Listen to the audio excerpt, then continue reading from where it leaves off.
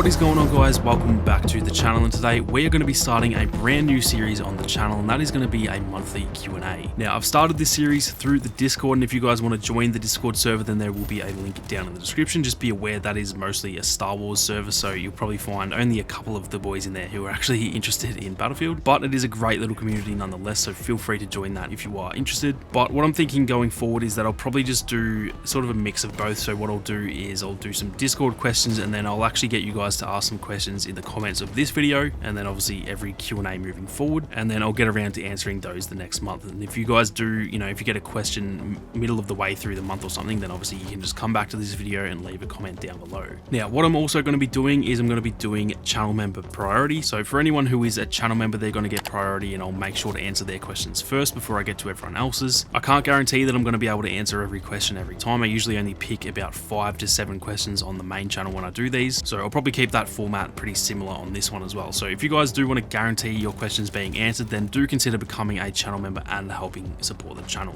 But with that out of the way, guys, we are going to get stuck into the questions, and we are going to start off with my man Simon, who is a channel member. Thank you very much, Simon, for your support. And his question here is, seeing how promising Portal looks, do you think it will actually take away the spotlight from the base game? This is a pretty tough question, I guess, because it's really going to be hard to tell until the game comes out, but I do think it probably will, to be honest. I actually talked to Sage about this on the Battlefield show, and quick shout out to the Battlefield show if you guys aren't following that. I am the co-host on a weekly Battlefield podcast, so be sure to check that out down in the description as well. But I was talking to Sage about this on the most recent podcast, and we both kind of said that I do think this is kind of taken away the spotlight from 2042 itself, and it almost feels like Battlefield Portal is the game now. I don't think 2042 is actually the selling point anymore. I think the game looks absolutely amazing, and if they didn't have Portal, I would still be buying that game day one, and I think it looks it's got so much potential. But the fact that we can mix all of the 2042 content in with Portal and just have like a bigger rotation with 13 maps instead of 7, to me personally, that just kind of feels like Portal is now the main thing in this game. And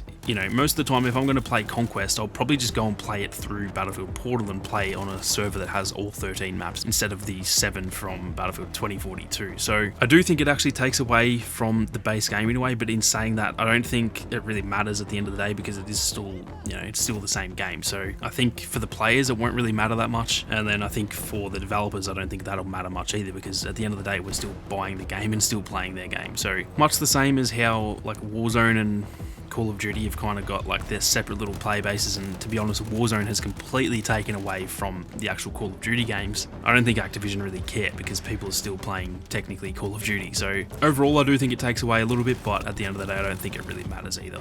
The next question we have is from my man Alice, who says, would you like to see any Star Wars related content in Battlefield 2042, like when they added the Totokia, thanks Google, into Battlefield 1? Now, for anyone who doesn't know what Alice is talking about, the Totokia was like a melee weapon that was in Battlefield 1. Now, that is actually a real weapon. I don't know if Alice knew that before he asked the question, but that is like a Fijian weapon, I'm pretty sure, or maybe Tongan or something like that. I can't remember exactly, but that is actually a real life weapon. It is in Star Wars as well. I think the Tusken Raiders use those, and I think we even see Boba Fett with one in The Mandalorian as well. I could be wrong, but yeah, technically that is in Star Wars. So it was definitely pretty cool to see that in Battlefield 1, and I actually didn't know that it was a real weapon before I saw that. So when I saw it added to the game back when it came out, I thought that was definitely pretty awesome. Now, as for any, Star Wars related stuff coming to 2042, I'm not too sure if they could really fit anything in there that feels realistic, if that makes sense. Obviously, it is slightly set in the future, so maybe there's probably things in Star Wars that I'm sort of forgetting that don't feel like super like futuristic. So I'm sure they could probably sneak a few things in there, but to be honest, anything like a lightsaber or even a blaster or anything, that kind of feels a bit too unrealistic. But yeah, something like a Totokia, I'm not too sure. I'm trying to think off the top of my head any other like weapons in Star Wars that could be not unrealistic. It'd be kind of cool to see something maybe like the Cycler rifle, which is, again, that's what the Tusken Raiders use. That is actually the most like realistic thing in Star Wars, because it actually shoots like a projectile rather than like blaster bolts. So if they could add like a Cycler rifle in, almost as if it was like some World War I or World War II weapon, because it kind of does, it almost seems like a bit of a musket in a way. If they could somehow sneak that in there, that would be pretty awesome. And I don't think it would really feel like completely out of its depth or, completely unrealistic or anything. But yeah, I guess it's kind of hard to say. But if they could fit it in without it feeling weird, then I would definitely be down for Star Wars content. The next question we have is from my man Gavin, who says, if you could add one other map to Battlefield Portal, what would it be? Geez, that's a tough one. Probably the one that always comes to mind is probably Siege of Shanghai. That's probably one of the most, like, I guess, universally loved Battlefield maps.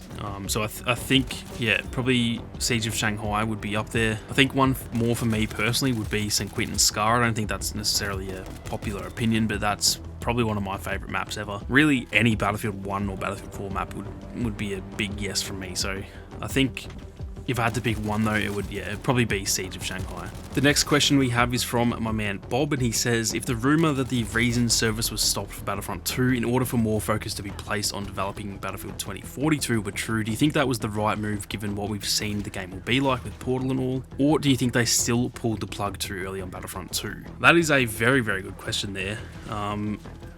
It's kind of hard to tell. It kind of depends on the future of the Battlefront series. I think if they do end up adding or making a Battlefront 3, I think it would be the right decision, because we all like to look at Battlefront 2 through the lens of like, that game was perfect and it was amazing and we all love it, but at the end of the day that game was busted as hell. I love it, it's one of my favorite games ever, but man, that game it's got a lot of issues and it still does. The saber combat was busted, there was balancing issues, there was bugs from launch.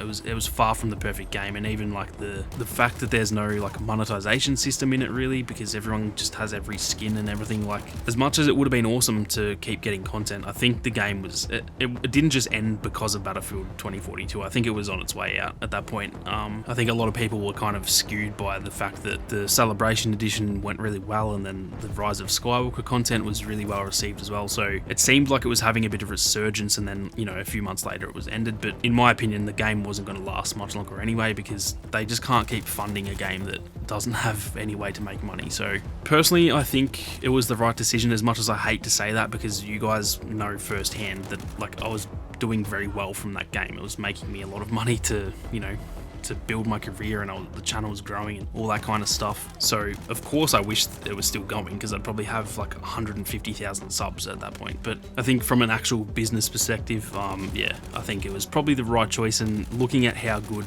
2042 looks, I think that's really all I needed. If this game looked like it was going to suck and it, you know, it launched and it was terrible, then I'd probably be really mad, because I'd be like, oh, they should have stuck with Battlefront 2. But yeah, looking at how this game looks, I think it was definitely the right decision. And yeah, as long as they do one day make Battlefront 3, I think that will definitely be the right decision for both franchises, really. Now, the fifth and final question that we have for today's Q&A is from Star Wars Boy, and he says, what's your current ranking of all the Battlefield games? That is a very juicy question there. I'm only going to include the ones that I've played, because I haven't played like 1942 and stuff like that, and I'm actually going to exclude Hardline. I have played Hardline, but I've barely played it, and I don't feel like it's fair for me to put that in there. And it also is kind of just like a little spin-off as well. So no disrespect to the ones that I didn't include in this list, but yeah, I can't really judge the ones that I haven't played enough of, I guess. So coming in at the bottom spot of all the ones that I've played, funnily enough, it would be the most recent one in Battlefield 5. I do really enjoy Battlefield 5, and I still play it a lot. I still play it like 3 or 4 times a week. So it's hardly a bad game, but I think it is definitely, for me anyway, it's the worst Battlefield game that they've made. Above that would probably be Bad Company 2, which that really pains me to say, because that was the first one that I like really fell in love with, and it's probably one of my favorites. But at the end of the day, it's probably not the best. It was obviously limited by the technology at the time and stuff like that. With that being said, it did add some great destruction into the franchise, and that pretty much is where the destruction took off from. So definitely not a bad game. I absolutely love that game. But yeah, that's probably the next one on the list. Above that would probably have to be Battlefield 3, which again, it actually kind of feels dumb saying that these are so low, because Battlefield 3 is an all-time great shooter in my opinion. That was the one that really seemed to put Battlefield on the map, and that was probably the first one that I remember buying it at launch, and like I played it midnight when it dropped and stuff like that.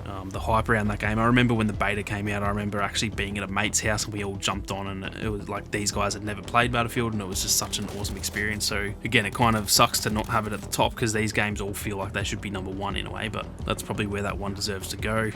Next would probably be Battlefield 1. It's another one that it does feel like it should be at the top. and depending on the day that you ask me, it could be number 1 to be honest. But as good as it was, I think it did have a couple of issues with, like, it didn't have that many weapons, and, you know, or it did have weapons, but they were just variants of each other and stuff like that. So I think in terms of like the atmosphere and the look and the feel of the game, that's my favorite in terms of just the atmosphere. But yeah, I think it did have a few issues here and there for sure. And then in the number 1 spot is of course Battlefield 4, which I think is probably the best shooter ever made, if I'm going to be completely honest. And I kind of say the same thing about Battlefield 1 at times. I think from a gameplay perspective, Battlefield 4 was better, and I think the modern era just suits Battlefield a little bit better as well. But again, depending on the day that you ask me, it's probably going to change. If I've just played Battlefield 1, then I'm probably going to say Battlefield 1 could be at the number 1 spot. But yeah, that is probably my ranking.